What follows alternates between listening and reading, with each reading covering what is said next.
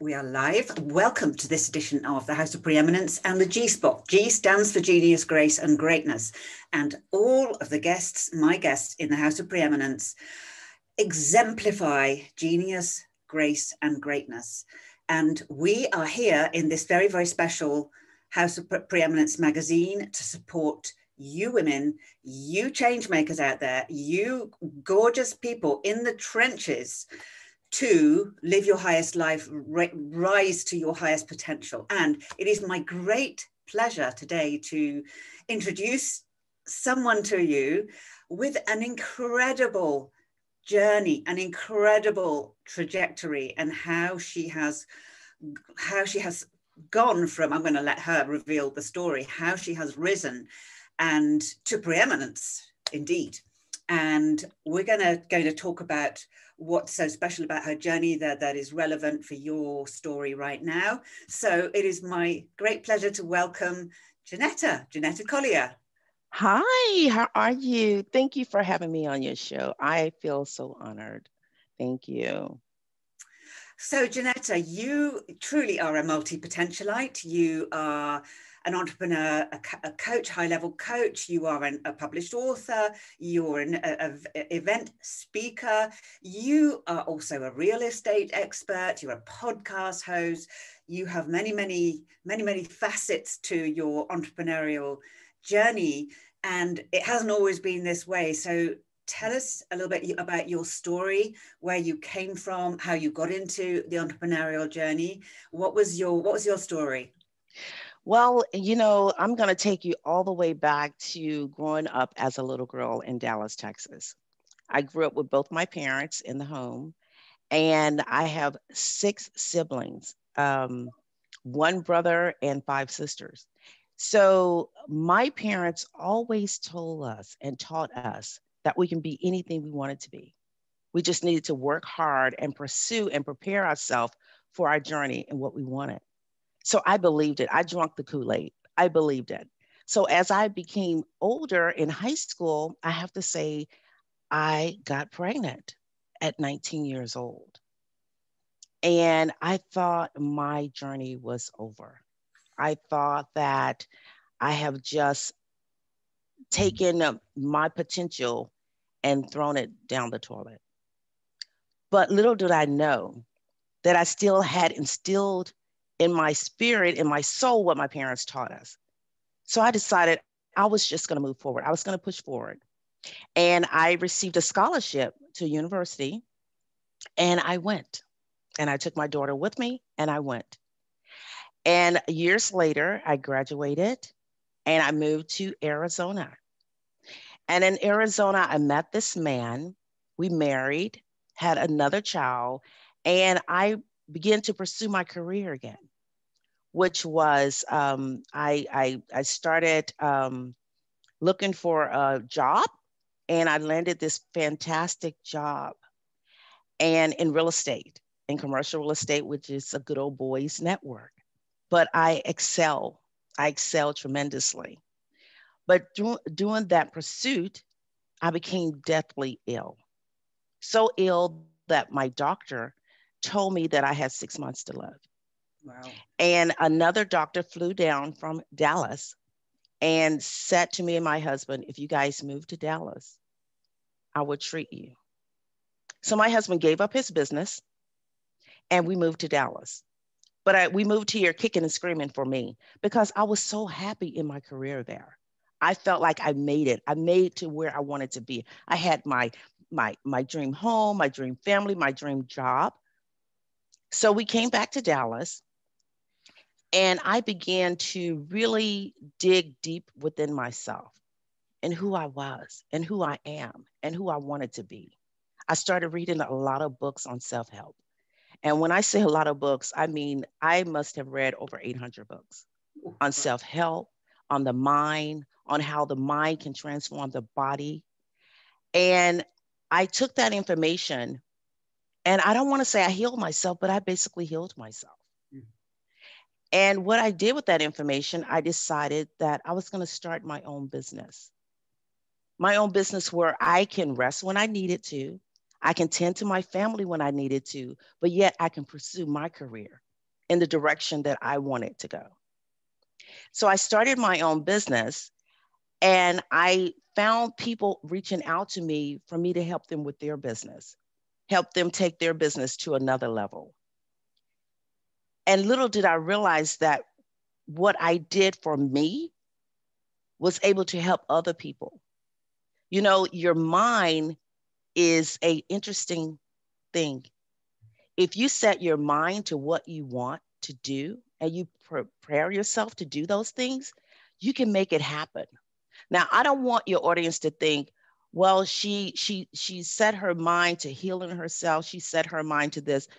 No, there was medical involved for my healing, but your mind plays an important part in that healing process. So if I was to have just laid there and died, I wouldn't be here today to tell my story, because it's an important story for people to know, and for especially women to know, because we are out there in the trenches, like you said earlier, and we're doing so many things. And we think of our family. We think of ourselves last majority of the time, but we want so much for ourselves because we want to leave generational wealth. So my story speaks on having the tenacity, the will, the determination to move past my circumstance, to move past where I was in that moment, and to come out on the other side. So I tell that story because I truly believe that by me sharing my story, I can help someone else. Because as we know, we're not an island, because the doctor helped me and other people around me helped me.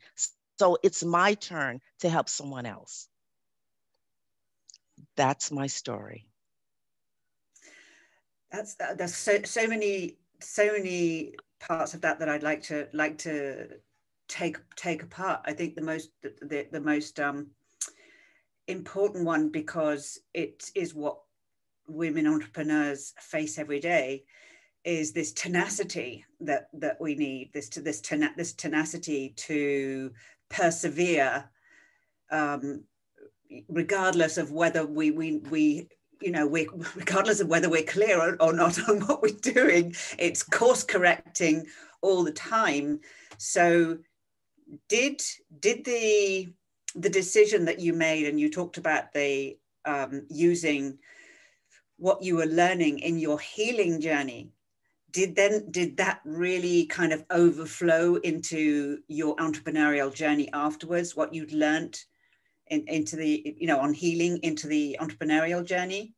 Definitely, because if you can heal yourself, if you can change the trajectory of which way you're going, if you can pivot in a moment so emotional and so draining, then think of what you can do when everything is just right, when the circumstances around you are right. I love that. So yes, I took that moment and I learned so much about myself. I learned that I was stronger than I thought, because a lot of times we don't realize how strong we are. I learned that I was in a world when I was working at that company where it was male dominant. Mm-hmm. And what I learned from that is I didn't have to act like a man in order to succeed. I didn't have to bring on those traits, because a lot of women feel like they do. So yes, I learned from my illness that I can take that information and bring it into my business and thrive. That's inspiring. Now, nobody should have to go through what you went through to get to this level, although these crises are often real hidden blessings. But I know that you've got this beautiful phrase, which is now shattering imaginary glass ceiling. Imaginary glass ceiling. That's one of my companies. Yes. So tell us about that. The phrase of imaginary glass ceiling came from I truly believe, well, first, let me back up. So the phrase came from 1980s when it was basically said that women could not shatter this glass ceiling. And so I took the name and I flipped it on itself, because imaginary glass ceiling to me is just that, it's imaginary. If you put any roadblocks, any barriers in your way, you're doing it in your mind, you're doing it in your head. So if you say to yourself, that glass ceiling is imaginary, I can shatter that, I can go through that, then you will do that. So that's why I took the name imaginary glass ceiling, because I truly believe the glass ceiling is imaginary. And if you can't do it from where you are, you can do it from somewhere else. Yeah, talking our language, sister, in this preeminence platform, which is devoted to a life of infinite possibilities and unlimited an unlimited life. That's such an inspiring. I love that, breaking the imaginary glass ceilings, because we can impose them on ourselves even without realizing it. Can't we? Yes, we can. Yes, we can, and we do it every day. We do it every day. We do it every day. Yeah, we're not conscious of it, but we do it every day. I know. So what is your practice now for keeping that awareness of, that you don't box yourself in anywhere? Or do you have a practice, a sensation in your body? Is that like, how do you do it? So what I do, every morning I meditate. First of all, I get up and meditate, and I read my book. I have a book called The Best You, a 365-day motivational journey. So I read my book, and in this book, I write in it, and I meditate, and I really concentrate on who I am, not who someone else says that I am, but who I am. And where do I want to be? And where do I want to go? And I meditate on that. And that's how I start my day. Because as you know, the society is going to tell you or dictate to you who they think you are. So we have to really understand who we are in order for us to get to where we want to be. So that's my practice in the morning. I meditate. Okay. Mm-hmm. Take that down, ladies. Jenny P is always going on about I'm a ritual junkie. Everything about rituals and habits is just like, I'm a geek, a habit geek. So I know that how we start our day is the way that we go on. So it's so good for you to hear. And this is your book that you're reading, isn't it? That people can access and buy. That's wonderful. Yes. So that book, The Best You, a 365-day motivational journey, it is a journal, and each day starts with a Bible verse or a poem or a phrase or a comment, and then I ask you a question and you write in the book. And the best part about the book for me is there's no dates. Day 1 is when you pick it up. Day 2 is whenever you pick it up again, because, a lot of time people don't want to feel stressed and having to pick up a book every day or write in it every day. But it's a good practice. But if you don't do that, then you don't have that stress. And at the end of 365 days, you have a journal of what you went through. And you can go back and read it, or you can start another book. Lovely. I love it. We're going to put all the links and the resources for that. Yes. So let's just come back to this very incredible paradigm shift that we're currently in, and why the ballpark has been leveled, and we have to approach success and thriving in a whole new way. And we touched on this the last time that we spoke, because it's very much what the House of Preeminence stands for, is holistic success and bringing mind, body, and soul practices into our life and also into our business. So I would love to explore with you how that looks for you in your day. You've told us how you start, but how do you manage this balance of mind, body, and soul, or mind, body, and spirit in your success journey? Okay, so for me, I told you how I started, how I start every morning, but how do I balance it? You know, again, I go back, you have to understand who you are as a person, because we can take on so many other people personas if we allow ourselves to. You know, if you're not strong and have a clear path in who you are, you will easily go off to someone else's direction. So for me, the most important thing is I'm constantly reminding myself of who I am, good, bad, or indifferent. It's who I am. And and if I find something bad about it, I try to make it better. I'm not one to stay within a box. I like to be outside of the box, because I find outside of the box there's so many beautiful things that people haven't touched on. Mm. You know, we're really good at saying, you need to do it like this, you need to do it like that. You don't. You don't. Just because someone hasn't done it doesn't mean it can't be done.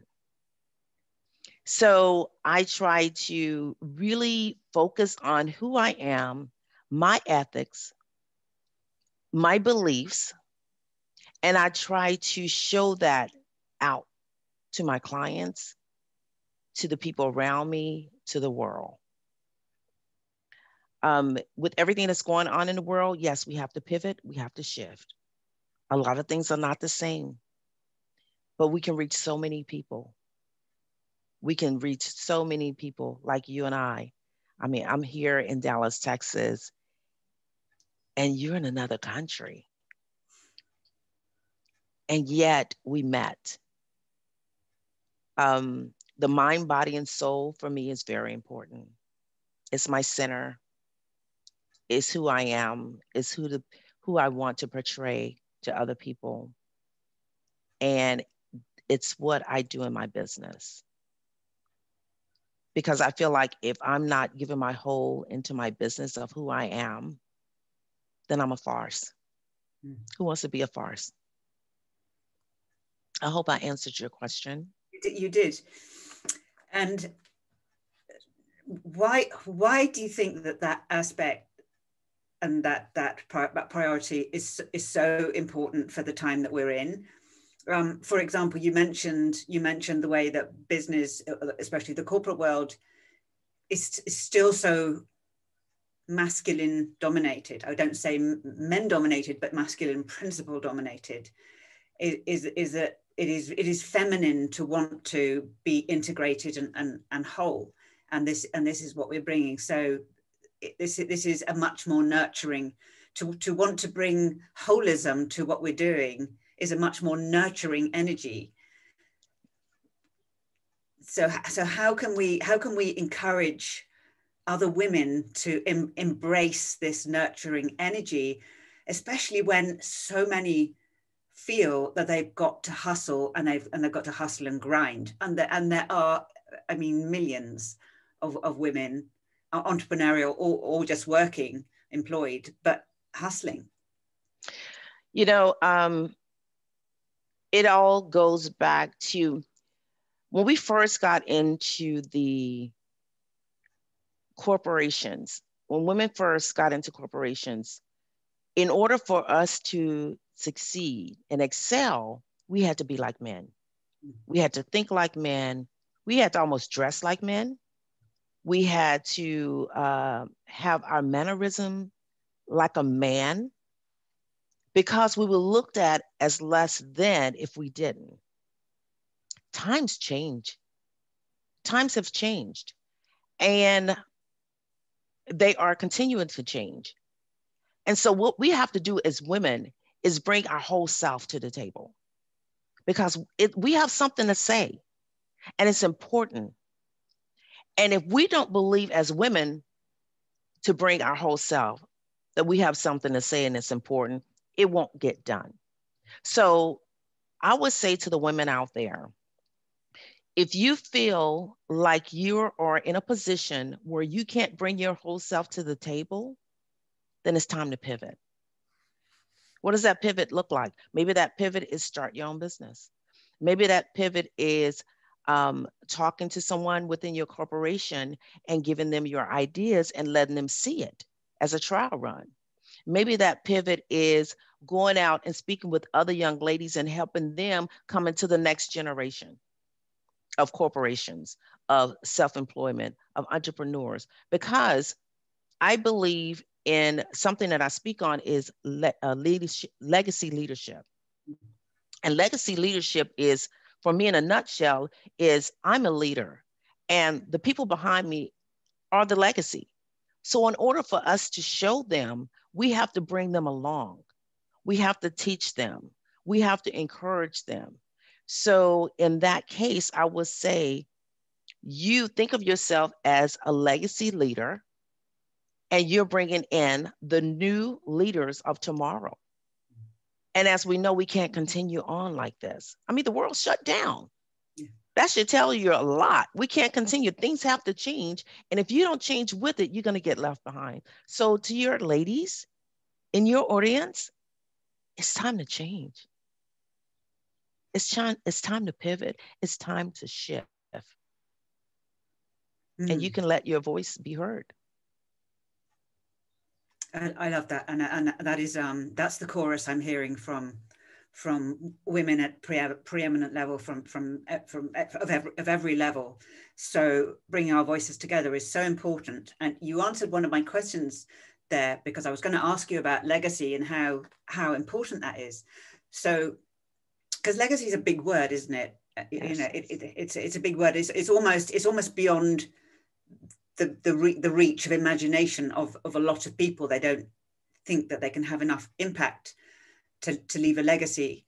I know differently, and you know absolutely differently. Yeah. So, but isn't that just the most incredible motivation with what you're doing? Is to know that you've made a difference that is going to be remembered, and that is going to have shift people's consciousness, or humanity's consciousness, or a corporation's consciousness, or something. Yes, I hope so. I hope so. You know, if I have a moment, if you can give me a moment, I want to tell you a short story on the legacy and why. So one day I was driving to a speaking engagement, and it was a lot of traffic. It was during the morning here in Dallas. And I got off the freeway because it was, I didn't want to run late. And I started taking these back roads. And as I was driving, I passed this young lady standing on the corner. It was in October here in Dallas. So it was pretty cold. I think it was like 40 degrees that day. I think it was 30.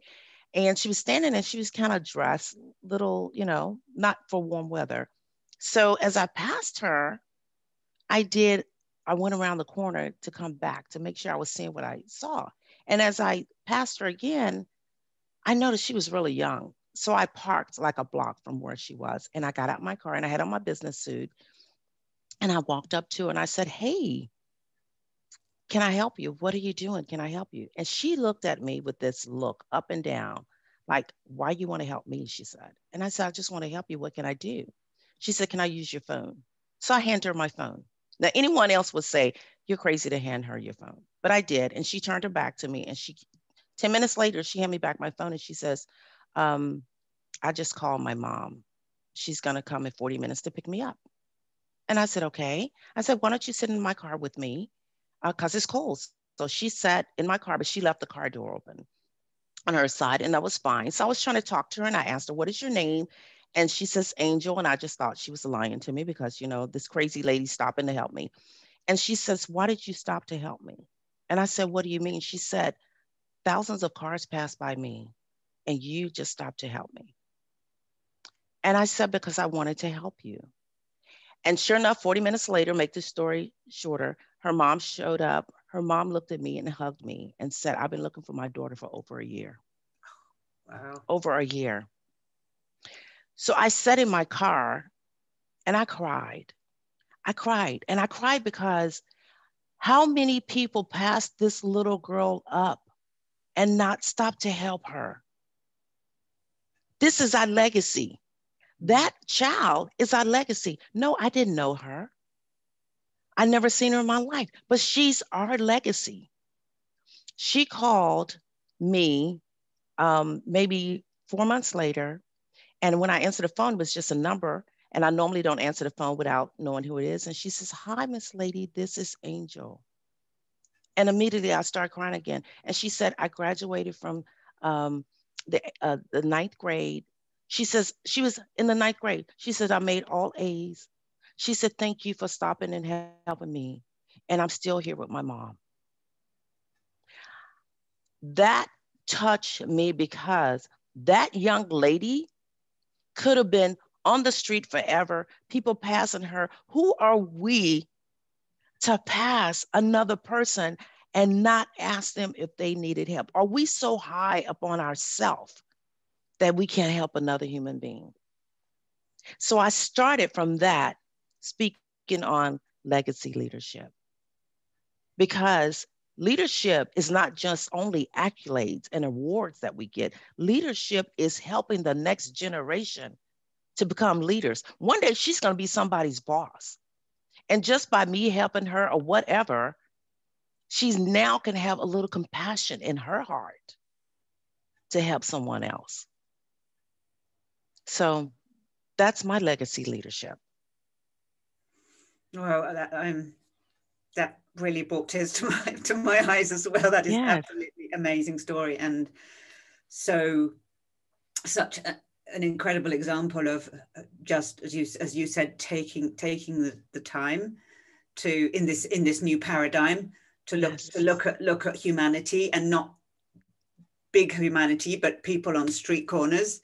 And think about how our work relates to them, because you're right, we are helping entrepreneurial women and high level women scale, but we're also helping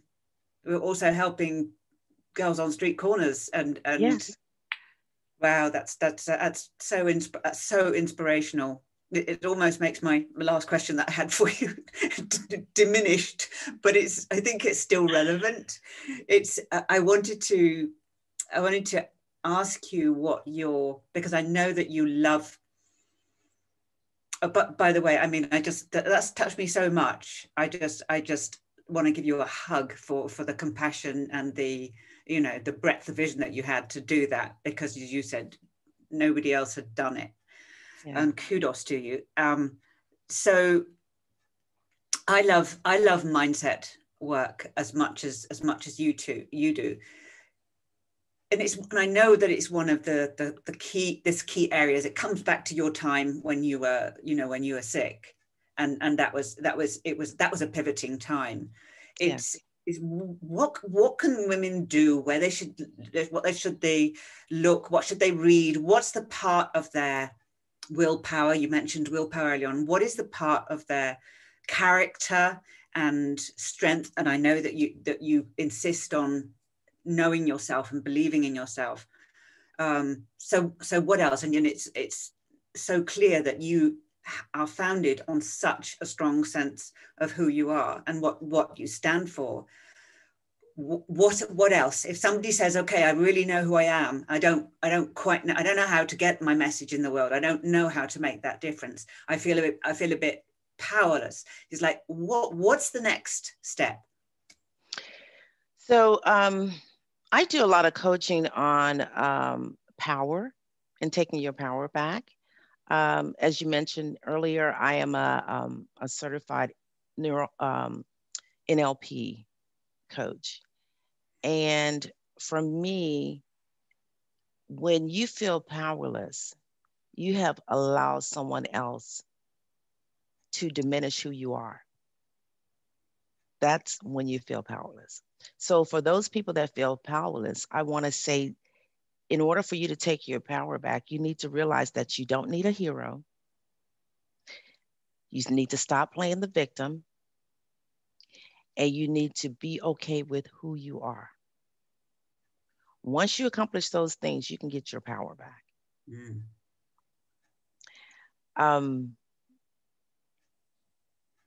That's important. Those are the 3 important things to get your power back.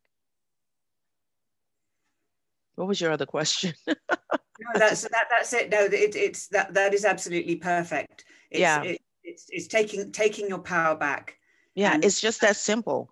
yeah, There's not a hero out there. You can't wait for the knight in shining armor. yeah, There's no one.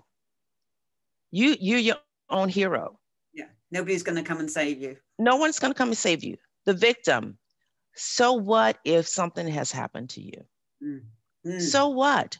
Yeah, Really, and I hate to say it like this, who cares? Yeah, I know. Totally. You're not the first. You won't be the last. So put on your big girl pants and let's get with it. Let's get it. So your hero, your victim, and then you just know who you are and be good with that.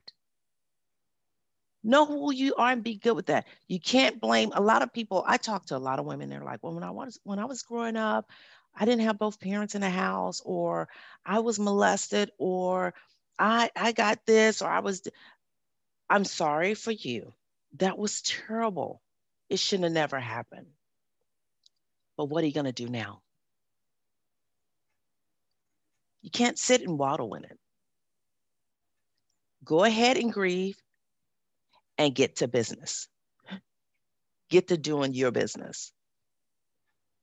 Yeah. And that's how you get your power back. I love it. That's marvelous. I have a feeling this isn't the last time that we're going to have a conversation, Jeanetta, because it's so in harmony with my philosophy and the philosophy of the magazine. It's beautiful and inspirational and practical, and I totally agree. It's just like, get over it. Yeah. Just get over it. You have to. Okay, so what we've heard from everything is that you do have the power, that it's rooted in self-belief, that you build on self-belief. You work towards making it a bigger vision and a legacy, and just get out there and do it. Is there anything else that you want to share with us, share with our audience in this wow exchange? One thing I would love to share with you is, when I look at everything in the world, when I look at everything that's going on, good, bad, or indifferent, the beauty is still humanity. The beauty is still, we get to wake up and start anew. A lot of times people think, I have to wait till the new year to start over. Mm-mm. You can start over any moment, any second. With the blink of an eye, you can start over. You don't have to wait. And that's what I want your audience to know. If you don't like where you are or what you're doing, start anew. It's just that simple. You don't have to make it complicated. Yes, you can put roadblocks in front of you. You can say, well, I don't have the money. I don't have the time. I don't have this. You do. Because as we know, you make time for things you want to do. You find money for things that you want. So my last thing to your audience is, if you want to be happy, be happy. It's just that simple. That's the perfect message, because this edition is all about return to beauty, and for you to say that humanity is beauty is really just I think the perfect piece of wisdom for people to hear right now, because it's so true. Yes. So thank you, Jeannetta, so much for sharing your grace and your genius and your greatness with us. All 3 G's. Oh, wow. G-force. Your G-force with us. It's inspiring, and I know that whoever's listening to this will take heart and breathe and know that tomorrow you can start the new year all over again, especially with Jeanetta's book, which has got no dates, and you can pick it up and create 365 days of the best you whenever you want. So cut the excuses.